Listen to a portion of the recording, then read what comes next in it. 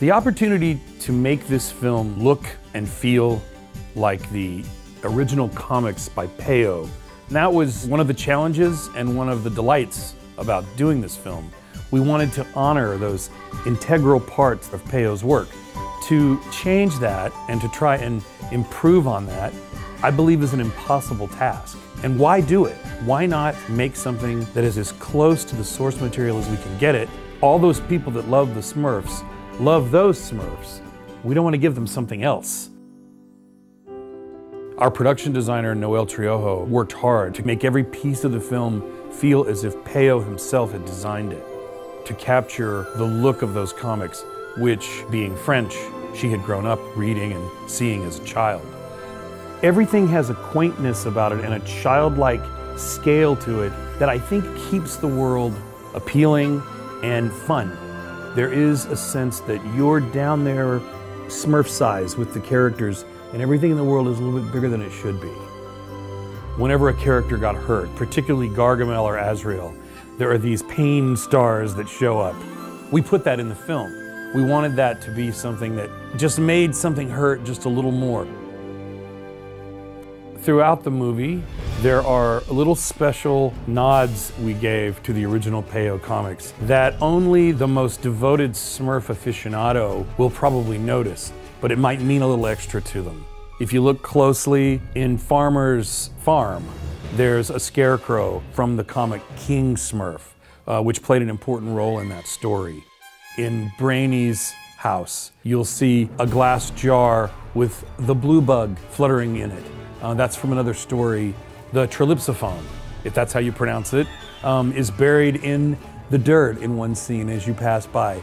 So you have to look fast, but you'll see them, and if you know what they are, you'll catch them. Each environment has a certain look to it that tells you something about the characters who live there. Smurf Village is brightly lit and soft shapes, and the characters that live there are nice and gentle and, generally speaking, harmless. Then you go to Gargamela's lair, and it's angles and shadows and almost a German expressionist quality to it. All these things play a part, and it gives each world its own character. Patrick Mattei is a character designer that I've worked with on several other movies in the past. He's brilliant, and he also happened to be a huge lover of the Smurfs. His youngest memories are drawing the Smurfs, and he is able to capture them with complete accuracy. So accurate, in fact, that Peyo's daughter, Veronique Culliford, saw drawings of Patrick's. It brought tears to her eyes. What bigger compliment could Patrick have had?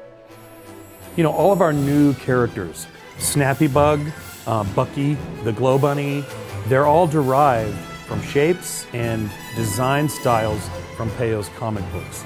The eyes are joined. There's no skin between the eyes. When a character has a surprised expression, you'll see the eyebrows move up above the hat. Smurfette's eyelashes are just little ink lines. We tried for that shape. All of these things help it to look like a Peyo world. Many people internationally grew up enjoying the Smurfs before the Smurfs even came to America in the mid-'80s. So there are a lot of people working on this film from all over the world who have a special affection and love for the Smurfs and wanted to see this film pay homage to that and be true to that.